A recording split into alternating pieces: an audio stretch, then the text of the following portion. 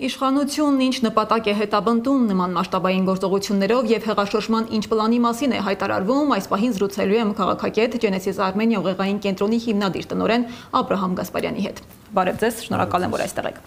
Պարոն Գասպարյան, վաղ առավոտից զանգվածային խուզարկություններ, ձերբակալություններ են, ձեր գնահատմամբ այս ամենը ռեպրեսիվ կառավարման նոր փուլի սկիզբ է, թե ազգային անվտանգության իրական ռիսկերի չեզոքացում։ Երկու թեզեր էլ իշխանությունը նետում է ասպարեզ բնականաբար, գործածելով անբարոյական խոսույթը, հերթական առիթը օգտագործելով պիտակավորելու ընդդիմությանը եւ ընդդիմադիր բոլոր այն շրջանակներին, որոնք այս տարիների ընթացքում դեմ են գնացել Հայաստանի ազգադապ իշխանության վարած քաղաքական կուրսին, թե ներսում, թե դրսում։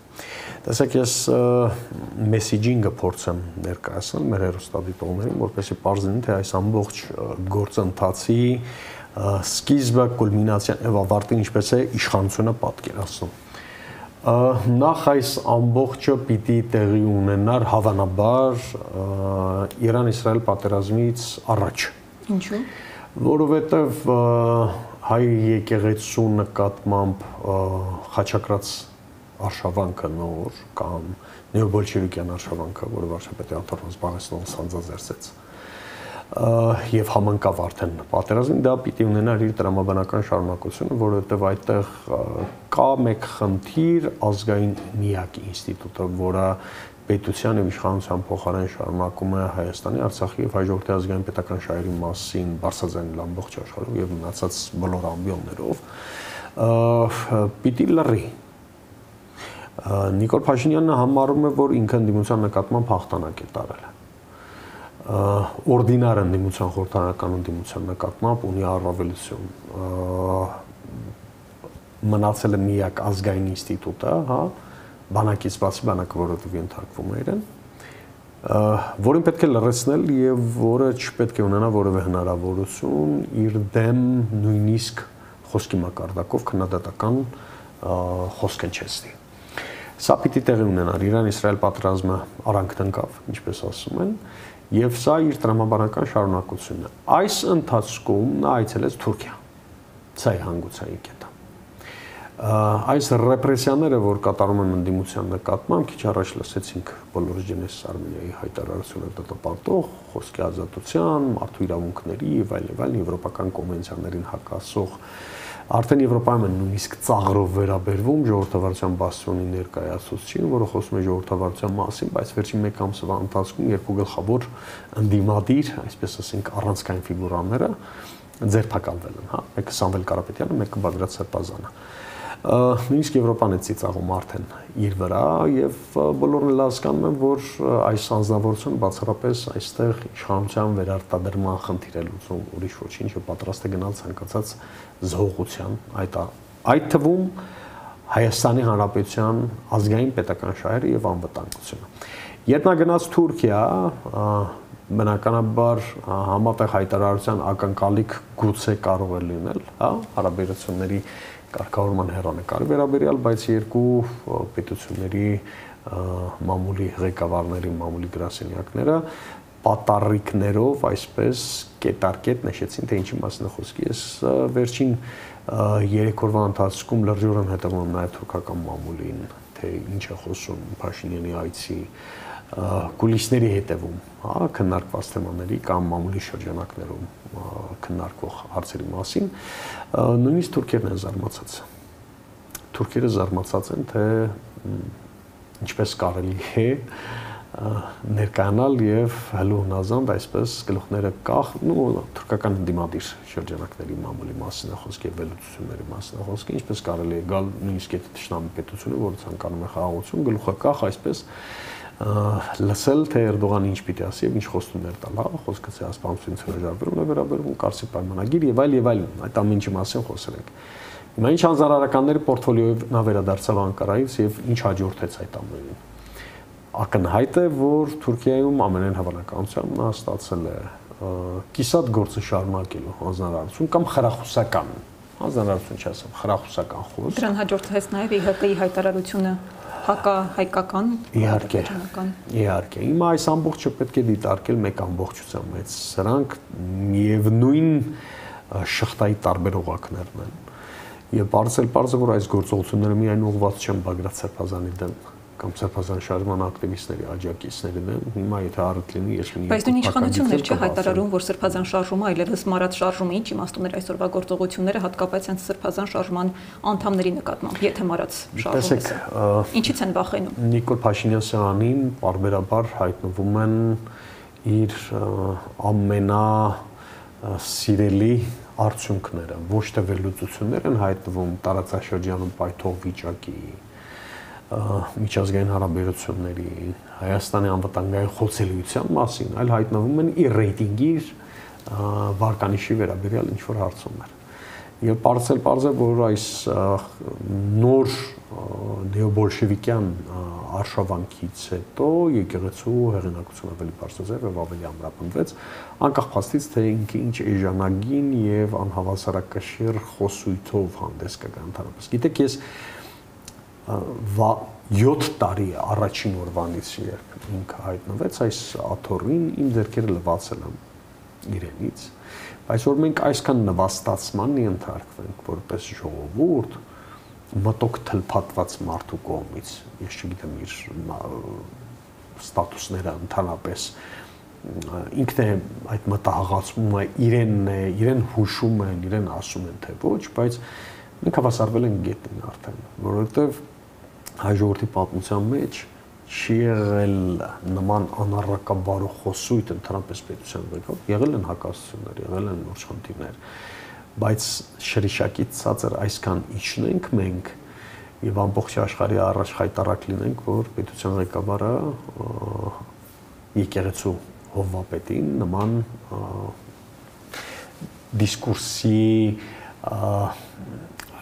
դիսկուսիայի մեջ է քաշում, բայց իրականում հենց այդ ստատուսներն ու ձևակերպումները որպես հակափիառ են ծառայում իշխանությանը, ապա նպատակը այս դեպքում ո՞րն է։ Գիտեք, ինքը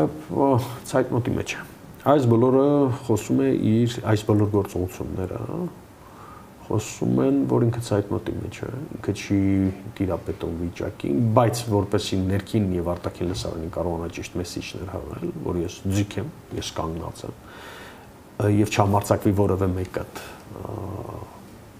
ոչով խաղալ կամ փախչել։ Այս բոլոր շարժումները դրա համար են արվում, այլապես ինքը իր անհավասարակշիռ խոսույթով եւ անտրամաբանական մտքերով, մեղադրանքներով։ Տեսեք, քննչական կոմիտե կլինի Սասուն Խաչատրյան, Արգիշ Տիքարամյան, մենք տեսել ենք ինչպես են շինծու գործերը ընդհանրապես դիմադիրների նկատմամբ կարվում։ Հիմա ոչ մի բան չի փոխվել։ Հիշեք իր հայտնի արտահայտությունը, երբ ասաց, որ մի դատավորն է, որ պիտի համարձակվի չկատարել իմ ասածը, հա, սա դրա տրամաբանական շարունակությունն է։ Այսինքն մտնում են մարդկանց մասկի շոու են սարքում մարդկանց ներկայությամբ, օրինական զենքեր։ Հիմա էլ մենք գնանք ցանկացած տեղ, որտեղ օրինական զենք կա եւ զենքի թույլտվությունը կա, դնենք, կողքը նկարենք, ասենք, տեսեք, հեղաշրջման ինչ որ փորձ է կատարվում։ Պարզ է, որ խոսույթը պետք է սրվի, սրացում պետք է մտնի եւ որքան շատ զենք ցույց տան, Աննա ջան, այդքան ժողովուրդը կվախենա եւ կփորձի համոզել, ինքը իշխանությունը կփորձի ժողովրդին համոզել, որ տեսեք այսքան զենք զինամթերքով ուզում են հեղաշրջում անել։ Ես ընդամենը երկու օրինակ բերեմ, անցած 10 տարվա ընթացքում 3 դեպք է բացահայտվել բանդաների, որոնք իրապես փորձել են հեղաշրջում իրականացնել։ Նրանց օգտագործած զենք զինամթերքը, որ դնենք այս խաղալիքների կողքը, եւ մարդիկ հնարավորություն ունենան պարզապես համեմատելու, ոչ թե այս ներկայացումները, բեմականացումները մտան, ձերբակալեցին, իբր սա արեցին, դա արեցին։ Ամբողջ ագիտպրոպը լծված է իբր պախարակելու եւ անարգանքիսյանը գամելու, հակասահմանադրական ճանապարհով ինչ որ հեղաշրջման փորձ անելու հարցում ընդդիմությանը կլան։ Պարզ է, որ Սրբազան շարժումը իր կենսունակությունը պահում էր եւ իշխանության համար սա նաեւ ազդանշան էր, որովհետեւ ընդդիմությունը որպես հավաքական միավոր, անկախ իր ներսում տեղ ունեցող գործընթացներից կամ հակասություններից, ընդդիմությունը այդ թվում Սրբազան շարժումը կենսունակությունը պահում է եւ ի վիճակի է X ժամին փողոցում մոբիլիզացնել այն գործընթացը, որից էլ վախենում է իշխանությունը։ Սա պարզել պարզ է։ Այսինքն եկեղեցու նկատմամբ, եկեղեցականների նկատմամբ, ընդդիմության նկատմամբ, այսինքն հականիկոլյան դաշտում գտնվող կամ հակապետական, հակաիշխանական կուրս վարող քաղաքական միավորների եւ անհատականությունների դաշտում ցանկացած շարժ բնականաբար պիտի հիմա խոշորացույցով ներկայացվի ժողովրդին որպես հակապետական գործողություն, հա։ Սա ընդունված ձեռագիր է բոլոր այն երկրներում, որոնք գնում են դեպի դասական ավտորիտարիզմ կամ դասական բռնապետություն։ Որն է լինելու այս շոուի հաջորդ սերիան։ Խուզարկություններ, ձերբակալություններ, հետո ձերբակալություն դատարանով սանկցիա պիտի կանոնավորեն բնականաբար Սրբազան հորը պիտի բանտ նստեցնեն ենթադրում է, այսինքն տրամաբանական շարունակությունը դա է, որովհետև շատ ծանր մեղադրանք է ներկայացված, այսինքն այն հոդվածները, որոնցով ներկայացված են ահաբեկություն եւ հեղաշրջման փորձ։ Այո, այսինքն սահմանադրական կարգի տապալում եւ այլևել մի քանի հոդված է, ինչը նշանակում է, որ Սրբազան հորը եւ այն մնացած ներկայացուցիչներին, որոնց ձերբակալել են այսօր պիտի առաջադրվի ծանր մեղադրանք, բայց ես կարծում եմ, որ Նիկոլ Փաշինյանը սրանով միայն ներքին լսարանին չէ, որ ազդանշան է ուղարկում, այս ձերբակալություններով, ինքը արտաքին լսարանին էլ է ուղարկում, դրա համար է այս հիստերիան, դրա համար է այս, այո, մի հասարակ օրինակ տամ ձեզ, Հրայր Սարգսակ Հակոբյանը, եթե իշխանությունը հավասարակշռված է եւ ադեկվատ, նրանք անադեկվատ են։ Մեղադրանք է ներկայացված Հրայր Սարգսակին, որ ինքը հեղաշրջում էր ուզում անել եւ իշխանության գար։ Սա ինչ խեղկատակություն է։ Ես անձամբ Հրայր Սարգսակին ճանաչում եմ, որի բարոյագիտության 1% եթե ամբողջ իշխանությունը ունենար կամ մնացած ձերբակալված տղաների, շատ ավելի լավ վիճակում մենք կլինեինք։ Շինծու գործեր, շինծու պարզապես օթից բերած, նույնիսկ այն ձայնագրությունները, որ հրապարակվել են, դուք նվազագույն 15 տարի մեդիա դաշտում եք եւ շատ լավ եք պատկերացնում, թե ինչպես է հնարավոր մոնտաժ անել։ Սա սովորական մոնտաժային process է, ձայները կտրտված։ Նույնիսկ եթե մասնագետ էլ պետք չէ լինել հասկանալու այդ ամբողջը։ Ձայնի տոնայնության, տեմբրի տարբերությունը, խշշոցը, հա, հետևի, որ այս բոլոր նրբություններ, որոնք սովորական մարդն էլ կկարողանա հասկանալ, ընկալել։ Ուր մնաց, որ այս սրանք պատրաստվել էին Ինչու են պատրաստվել հիմա, որովհետև շատ լավ հասկացա, որ հիմա Իսրայել-Իրան վիճակ, այսինքն արտաքին դաշտում խախանդ վիճակ է, մի փոքր խաղաղ վիճակ է։ Վերադարձավ Թուրքիայից ունի հանձնառություններ, ունի նաև սեղանի վրա տվյալներ, որ իր հեղինակ գնալով ավելի հեղինակազրկվել, հատկապես վերջին 15 օրվա ընթացքում եկեղեցու դեմ արշավը սկսելուց հետո իր ռեյտինգը, եթե չասեմ շրջակից ցածր ավելի է ընկել եւ դա իր դեմ աշխատեց, այսինքն այն խնդիրը, որ ինքը դրել էր, իր ագիտպրոպով հանդերձ չկարողացավ հաջողել։ Այս պահին կա լեգիտիմ դերակատար կամուշ, որը կարող է իսկապես քաղաքական process սկսել իշխանության դեմ։ Տեսեք, 2020-ի նոյեմբերի 9-ից հետո ընդդիմությունը ներկա է։ Թե պատնեշի վրա, թե փողոցում, թե ամբիոններում, թե խոսափողի մոտ, ցանկացած վայրում։ Ակնկալել, որ այս խնդիրը պիտի լուծվի բացառապես իմպիչմենտի միջոցով։ Սխալ է, ակնկալել, որ միայն փողոցի միջոցով պիտի լուծվի, ես կրկին սխալ եմ համարում։ Սրանք իշխանազրկման այն գործիքներն են, քաղաքական գործիքակազմի այն ատրիբուտներն են, որոնք պիտի համադրելի լինեն, իրար հետ պիտի աշխատեն։ Դրա համար անհրաժեշտ է, որ ընդդիմադիր շրջանակները, խոսքը միայն տիտուլոսային ընդդիմության չվերաբերում, հա, խորհրդարանական նաև ամբողջ ընդդիմադիր դաշտին, որոնք խնդիր են տեսնում Հայաստան պետության ապագայի հետ կապված, ոչ այն ապագայի, որ այս իշխանությունն է խոստանում, խոսքը անվտանգությանն է վերաբերվում եւ հեռանկարին առհասարակ։ Իրենք պիտի շատ ճիշտ համագործակցության եւ համախոհության սկզբունքով կարողանան այդ աշխատանքը տանել։ Չի տարվում աշխատանքը ոչ, իհարկե տարվում է։ Իհարկե տարվում է, իսկ ով ասաց, որ պետք է թևաթափանել ժողովրդին եւ ասել, որ ոչ մեկ չի աշխատում։ Իսկ ներողություն անցած հետպատերազմյան շրջանում ով է հակաիշխանական գործողություններ վարել։ Ով։ Բազմոցի նստած մարդիկ, ոչ։ Այն տղերքը, այն մարդիկ, որոնք մինչև օրս դեռ շարունակում են ձերբակալվել, կտանքների, հալածանքների ենթարկվել, բանտարկվել, խոշտանգումների ենթարկվել, հալածանքների ենթարկվել, կուսակցություններից սկսած մինչև անհատ դերակատարներ։ Այսինքն այդ աշխատանքը գնալու է ասել, որ հիմա հարմար պահն է կամ ճիշտ պահն է, քաղաքական ուժեր իրենց հաշվարկները ունեն, ընդ որում այդ հաշվարկները վերաբերվում են, ես սա կարող եմ ինձ թույլատրելի սահմաններում բացել փակագիծը, այդ հաշվարկները անում են առաջին հերթին հաշվառնելով ոչ թե սեփական անձի կամ սեփական կուսակցության շահը կամ անվտանգությունը, այլ երկրի անվտանգությունը։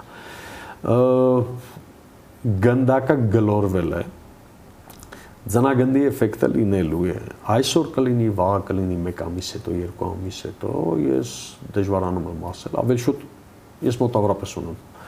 իմ պատասխանները այդ հարցերի վերաբերյալ, շատ բաների մասին չի կարելի խոսել, բայց որ Նիկոլ Փաշինյանի ոտքի տակից գորգը քաշվել է, եւ ինքը գահավիժել է, փաստ է։ Պետք է այդ հաշվարկները դարձյալ ասեն։ Հայաստան Հանրապետության անվտանգության հեռանկարի հետ կապված այնպես լինեն, որ չգնացվի արկածախնդիր որևէ քայլի, որը կպառակտի ներքին համախմբվածությունը, ներքին միասնությունը եւ ամենածանրը շատ ցավոտ վերքեր կառաջացնի մեր երկրի հեռանկարի առումով։ Պարոն Գասպարյան, միևնույն ժամանակ Սամվել Կարապետյանը, որին այս պահին իշխանությունը հետապնդում է եկեղեցուն աջակցելու համար, սկզբունքորեն երբևէ չի զբաղվել քաղաքականությամբ, նախկին չէ, թալանչի չէ, արդյոք իշխանությունը նրա մեջ քաղաքական հակառակորդ է տեսնում։ Իհարկե տեսնում է։ Իշխանությունը ընդհանրապես, գիտեք, ես քաղաքական հոգեբանության մեջ կա այսպիսի երևույթ, երբ մարդը իր մանկության կամ պատանեկության կոմպլեքսները կամ թերարժևորումները փորձում է իրականացնել, երբ իշխանության է լինում։ Այս անձնավորությունը հարուստների նկատմամբ ունի ատելություն։ Ինքը ատում է։ Հաջողված success story ունեցող, հաջողության պատմություն ունեցող հայ մեծահարուստների նկատմամբ ինքը ունի ատելություն։ Ռուբեն Վարդանյան, Սամվել Կարապետյան եւ մնացածը ճիշտ է իր կողքին կան օլիգարխներ, բայց այդ օլիգարխներն են իրեն շարժում։ Այս բոլորս էլ գիտենք։ Նույն հենց այդ հայտնի օլիգարխները դեռևս 2008 թվականի մարտի 1 իրադարձությունների ժամանակ էլ իրեն առաջնորդում էին, ինչը որս էլ ֆինանսավորում են, լավ էլ բիզնեսներ են անում։ Հարց. այդ օլիգարխները, տեսեք, մեծահարուստներ ասենք լավ։ Երկու խումբ ազգային մտածողություն ունեցող, պետական մտածողություն ունեցող եւ Թուրքիա եւ Ադրբեջանի հետ ուղիղ հարաբերություններու մեջ մտնելու ջատագով, ինչպես նաեւ ադրբեջանական հնարավոր նավթագազային ներհոսքը դեպի Հայաստան, այսպես կոչված խաղաղության համաձայնագրից հետո այդ փաթեթները իրենց ձեռքը վերցնելու խմբերի մասին է խոսքը։ Այս թեւի վրա շատ լուրջ աշխատանք է տարվում։ Շատ լուրջ։ Եվ ես մոտ 1 տարի առաջ ասել եմ եւ զգուշացրել եմ, թե այս շրջանակների Փաշինյանին աջակցող օլիգարխիկ շրջանակների կապերը եւ Ժնևում, եւ Վիեննայում, եւ Վրաստանում տարբեր մարդիկ ինչպես հանդիպումների միջոցով ինչ փաթեթների շուրջ են այսպես քննարկումներ տանում։ Հիմա դու Ռուբեն Վարդանյան նման միջազգային հեղինակություն հանդիսացող մարդու, Սամվել Կարապետյան նման դարձյալ, ես տեսեք, հայկական շրջանակների մասին չեմ խոսում, միջազգային հեղինակություն ունեցողների մասին եմ խոսում, որոնք այս կամ այն կերպ ունեն կամ Ռուսաստանի քաղաքացիություն, կամ պրոռուսական դիրքորոշում, կամ այդտեղ են փող աշխատել ի վերջո իրենց ֆինանսները ստեղծել, դու ուղիղ ստեղծում ես առճակատման դաշտ այս անձնավորությունների եւ սեփական ժողովրդի միջև։ Այստեղ խնդիրը իշխանության եւ այս օլիգարխների պայքարը չի։ Այս իշխանության խնդիրը այս մեծահարուստներին թշնամացնելն է եւ կերպարը աղճատելը, աղավաղելը սեփական երկրի ներսում։ Ինչու որպեսզի ինչ լինի։ Նախ ինքը կրկնեմ, ինքը ատելություն ունի, ինքը թերարժեքությամբ ապրող մարդ է։ Ինքը կոմպլեքսներ ունի, ինքը ատում է հաջողության հասած ցանկացած հայ մեծահարուստի, սա մեկ եւ երկրորդը անկախ փաստից Սամվել Կարապետյանը, որը քաղաքական առումով Հայաստանում ամենայն դեպս իր կենսագրությունը ամբիծ է, կարելի ասել, նախ որովհետև չի զբաղվել քաղաքականությամբ, եւ երկրորդը այնքան գործեր է արել, այնքան ներդրում է ունեցել Հայաստան պետության զարգացման, Արցախի զարգացման եւ հեռանկարի ձևավորման հարցում, որ ես կդժվարանամ երրորդին կամ չորրորդին գտնել այդ իմաստով, հա։ Ես իր մնացած առավելությունների մասին չեմ խոսում, իր առաքինության, իր պարկեշտ հայ լինելու, հայ տեսակի մասին դեռ չեմ խոսում։ Զուտ որպես հայ մեծարուստ, որը ունեցել է, որը այսպես ասեմ, նարեկացի է հրատարակել, հովանավորել է, որ նարեկացի հրատարակվի։ Այս իշխանության ամբողջ աղբանոցից, աղբակույտից ինձ ցույց տվեք որևէ մեկին, որ ոչ թե հովանավորի ինչ-որ բան։ Ես դեռ չեմ խոսում, որ որքան հայկական ինքնությունը ապացուցող գրքեր, հրատարակություններ կային, կամ պատմությունը ի վերջո փորձում են մաքրագործել, հանել, որ հայ ժողովուրդը չի ունեցել պատմություն եւ այլ եւ այլ։ Ցույց տվեք որևէ մեկին, որ նման բարեշնորհ գործ է կատարել, հա, առաքելություն է կատարել։ Չկա։ Դրա համար այդ ատելությունը գալիս է ներսից եւ իրենք շատ լավ հասկանում են, որ իրենց տերերը, որոնք իրենց արժեվ խնդիր են դրել ընդհանրապես ռուսական ազդեցությունից ձերբազատվել, խնդիրը հեծն է նաեւ, որին անունը դրել են պետականացում, բայց հետո պիտի մասնավորես, որովհետեւ պետությունը չունի ռեսուրսը, որ նույնիսկ համատեղ կառավարմամբ, հա, մասնավորի հետ համատեղ կառավարմամբ։ Այսինքն վերցնել Կարապետյաններից եւ վաճառել մեկ ուրիշին։ Գուցե։ Իհարկե։ Ժամանակավոր իհարկե կանցնի պետության հոգացության ներքո կամ տիրապետությանը, բայց հետո բնականաբար մասնավորի պիտի գնա, այդ թվում ոչ ռուսական։ Դա խնդիրը հենց դա է։ Հաջորդ փուլն էլ բնականաբար լինելու է կովկասյան երկաթուղին։ Այսինքն կոմունիկացիան եւ տրանսպորտ, լոգիստիկ բոլոր առավելությունները, որ ունի Հայաստանը եւ որոնց նկատմամբ կա ռուսական կոնտրոլ, ռուսական վերահսկողություն, այս իշխանության խնդիրը նաեւ դա է։ Որից հետո բնականաբար այդ խաղաղության բաղձալի փաստաթղթի, այսպես կոչված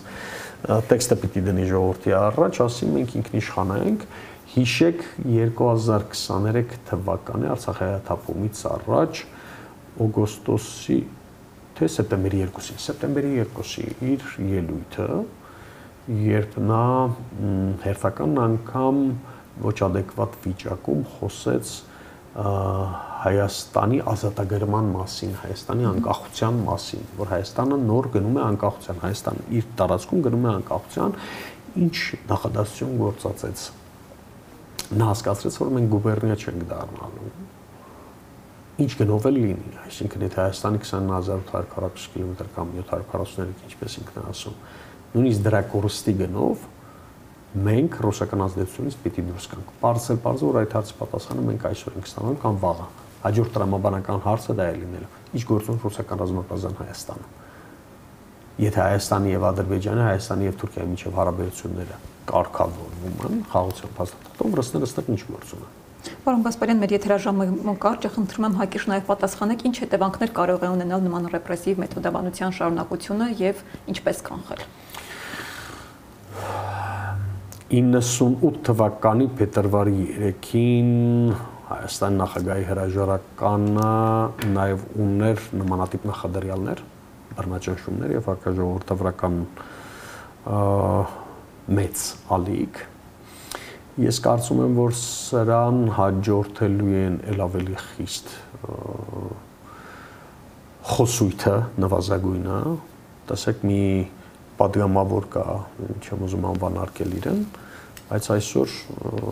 բոլոր նրանց, ովքեր դեմ են Նիկոլ Փաշինյանին, անվանեց ստահակ տերորիստ։ Եթե Հայաստանում կա մեկ տերորիստ, գլխավոր տերորիստ, որը հանձնել է պետության անվտանգությունը եւ երկիրը հանձնել, դա Նիկոլ Փաշինյանն է։ Ես սա բացահայտ հայտարարում եմ։ Հայաստանում թիվ մեկ տերորիստը Նիկոլ Փաշինյանն է։ Եվ եթե իր խմբակցության որոշ դեղնակտուցներ մեզ անվանարկում են որպես ստահակ տերորիստներ, ապա եթե համարում եք տերորիստը Նիկոլ Փաշինյանն է, ապա խոսքերը թող փոխանցեն իրար։ Շնորհակալություն։ Ձեզ եմ շնորհակալ։ Հիշեցնեմ, որ զրուցում էի Genesis Armenia ուղեղային կենտրոնի հիմնադիր քաղաքագետ Աբրահամ Գասպարյանի հետ։